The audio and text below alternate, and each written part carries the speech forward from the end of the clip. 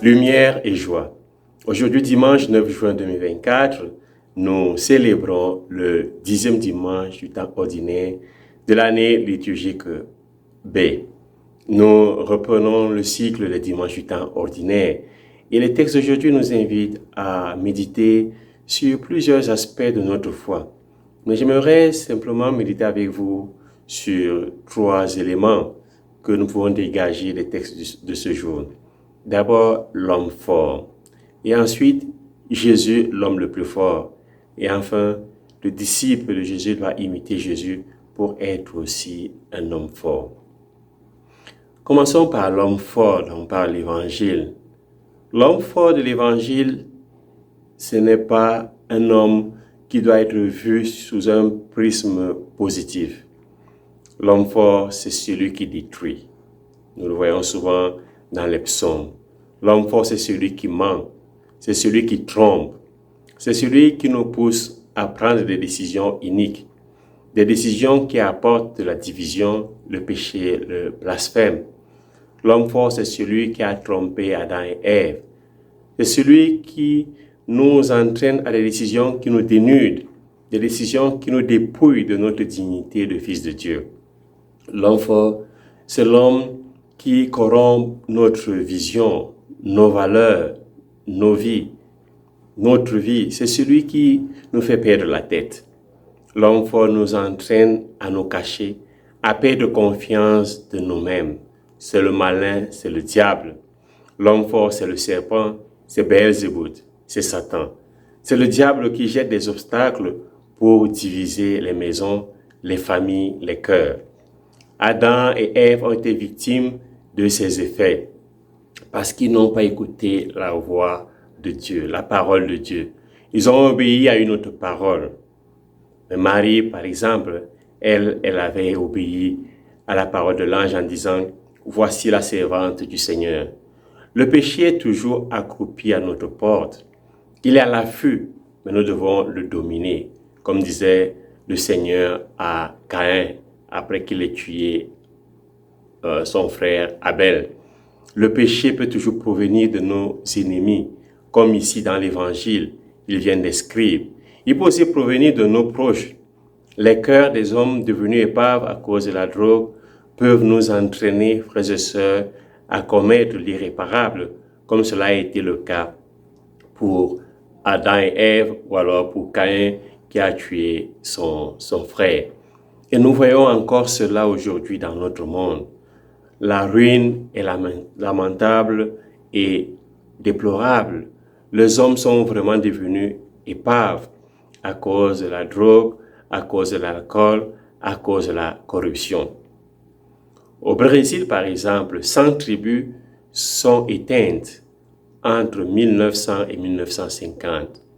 Il y a une population du nord-est du Brésil, les Urubus, qui, très peu d'années après leur découverte, contractèrent la rougeole en 1950. Et sur 750 habitants, il y eut en espace de quelques jours 160 morts.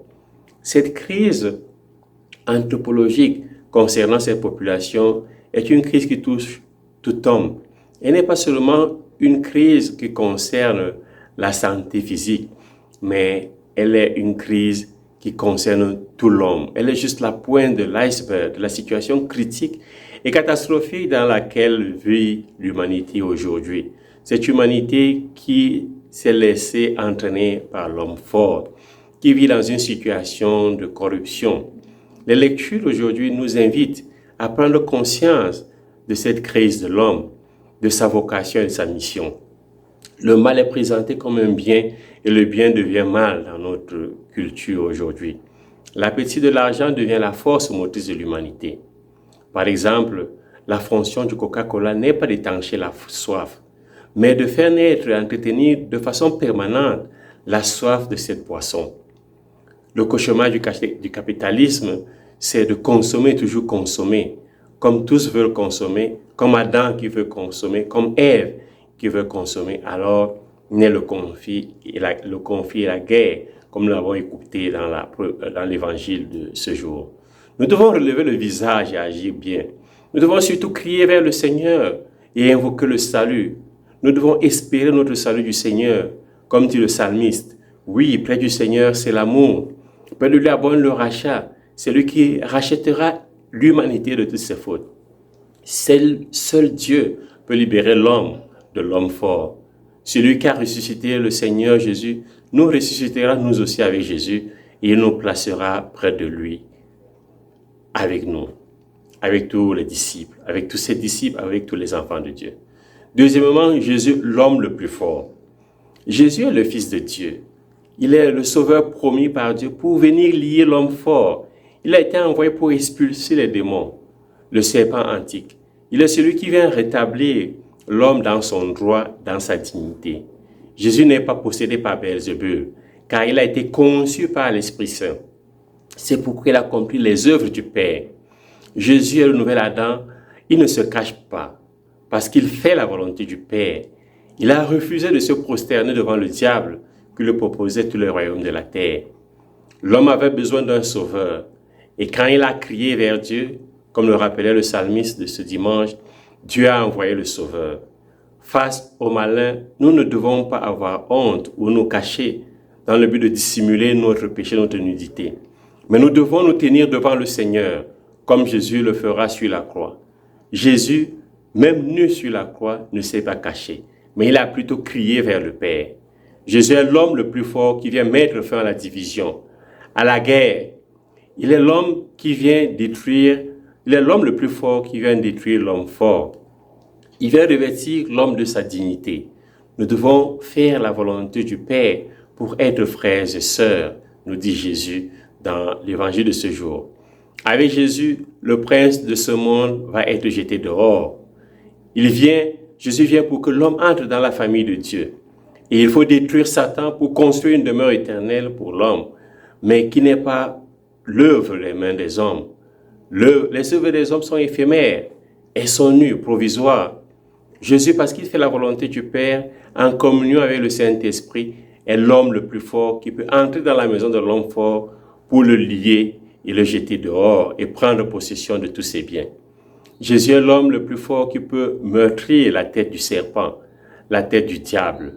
Crions vers Jésus comme le psalmiste. Des profondeurs, je crie vers toi, Seigneur. Seigneur, écoute mon appel. Que ton oreille se fasse attentive au cri de ma prière. Oui, frères et sœurs, crions vers Jésus pour qu'il nous libère du malin, pour qu'il nous libère de Belzébul, pour qu'il nous libère de l'homme fort, parce que lui, il est l'homme le plus fort. Troisièmement, nous devons devenir comme Jésus, qui est l'homme le plus fort. Face à l'hostilité, entraînée par la présence du serpent, face à la division, au péché, à la peur, au blasphème, l'homme semble être aux prises avec des forces obscures. Il ne semble pas. Il est aux prises avec des forces obscures, des forces sataniques, des forces diaboliques. Le monde est aujourd'hui un immense champ de bataille, je le disais tout à l'heure. Tout espace, tout local, tout lieu théâtre d'affrontement, de conflit. Au fond même de nos cœurs, dans nos familles, dans les associations, dans l'église, dans les communautés, entre pays, la guerre est partout. On a vraiment l'impression que les hommes ont perdu la tête. Plus de valeurs, plus de vertus, plus de points de repère, plus de modèles, plus d'exemples à imiter, plus de crainte de Dieu. L'homme doit collaborer au projet de construction d'une humanité nouvelle. L'homme doit avancer vers le large, vers l'horizon de la grâce, l'horizon de la parole de Dieu.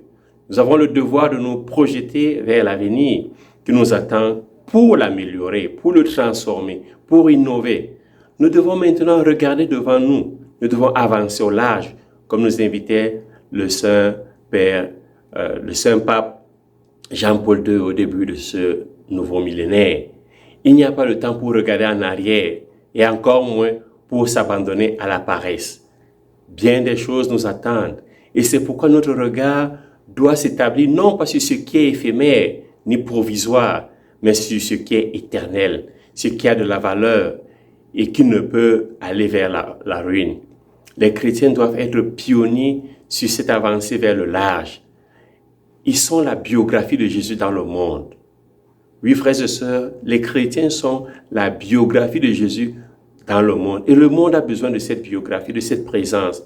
Le monde veut voir Jésus, comme avait exprimé les Grecs à Philippe. Nous voulons voir Jésus. Le monde veut voir les valeurs. Le monde veut voir la beauté de la vie.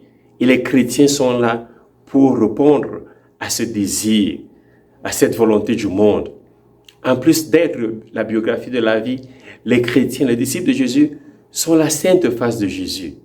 Jésus est l'homme nouveau qui appelle l'humanité rachetée à participer à sa vie divine en faisant la volonté de son Père. Si les hommes font la volonté du Père, ils feront partie de la famille de Dieu et tous alors seront en Jésus, frères et sœurs. Et aucun royaume ne sera plus divisé contre un autre royaume. Aucune maison ne sera divisée contre une autre maison. Aucun cœur ne sera divisé en lui-même.